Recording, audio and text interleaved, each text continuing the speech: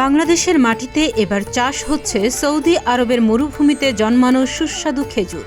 দিনাজপুরের ফুলবাড়িতে সৌদি প্রজাতির ৬ ধরনের খেজুর চাষ করে রীতিমতো তাক লাগিয়ে দিয়েছেন কুয়েত ফেরত জাকির হোসেন।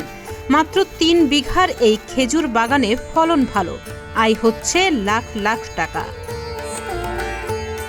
ফুলবাড়ির সজনপুর এলাকায় ৩ বিঘা জমিতে গড়ে তুলেছেন সৌদি মরুভূমির খেজুর বাগান। এখানে রয়েছে প্রায় ৮০টি গাছ, যার মধ্যে ১৮টিতে ফলন ধরেছে।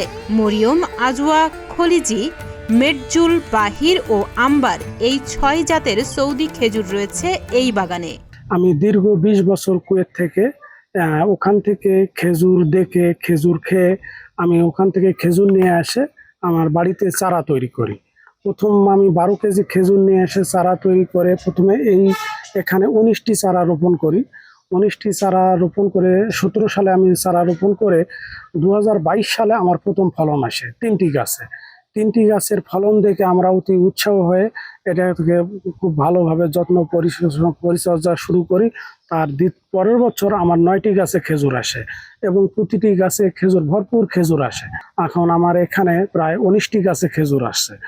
এবছর আমার এখানে প্রায় ১৪টি গাছে খেজুর আসছে।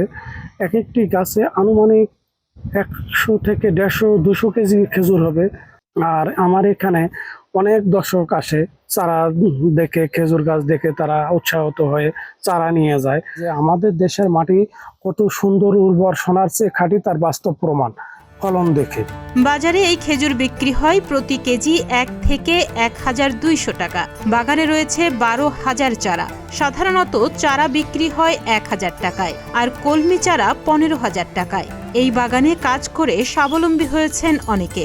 খেজুরের বাগানে জাকির ভাইয়ের এখানে আমরা কাজ করি, ভালোভাবে কাজ করি। আমরা মোটামুটি ৫০০-৬০০ করে মজুরি পাই এবং আমার দিনপথ ভালোভাবে চলে। বাংলাদেশের মাটি সোনার চেয়ে খাঁটি। আমি এখানে সৌদি আরবের খেজুর আমাদের দেশে হচ্ছে জাকির ভাইয়ের চাতালে, বা আমি দেখতেছি আমি যখন থেকে খেজুর এখানে নিয়ে এসছি, আমি যখন থেকে এখানে কাজ করি নিয়মিত ৫০০ টাকা হাজিরা দিয়ে, যাতে আমার বউ বাচ্চা নিয়ে ভালোভাবে চলাফেরা খেতে পারি। এই বাগানটা দেখতে অনেক দেশ থেকে লোক আসে, বাইরে থেকে লোক আসে। দিনাজপুরে লিচু ও ধানের পাশাপাশি এবার খ্যাতি যোগ করতে পারে সৌদি খেজুর। নিয়মিত পরিদর্শন ও পরামর্শ করা হচ্ছে বলে জানায় কৃষি অফিসার। ফুলবাড়ি পৌরসভার জাকির হোসেন, তিনি পৌরসভা ব্লকে আমাদের একটি সৌদি খেজুরের বাগান করেছেন। আমরা তার বাগানটি পরিদর্শন করেছি, চমৎকার ফলন হয়েছে এবং খুব দৃষ্টিনন্দন।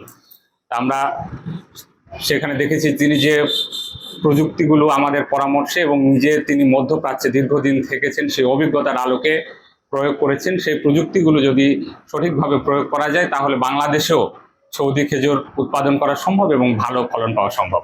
আমরা যদি এটা সম্প্রসারণ করতে পারি এবং এটা যদি সফলভাবে চাষ করা যায় তাহলে বিদেশ থেকে আমাদের যে সৌদি খেজুর এনে দেশের খেজুরের চাহিদা পূরণ করতে হয় সেটিতে অনেকাংশে এটি কমে যাবে এবং আমাদের বৈদেশিক মুদ্রা সাশ্রয় হবে বলে আমরা মনে করছি।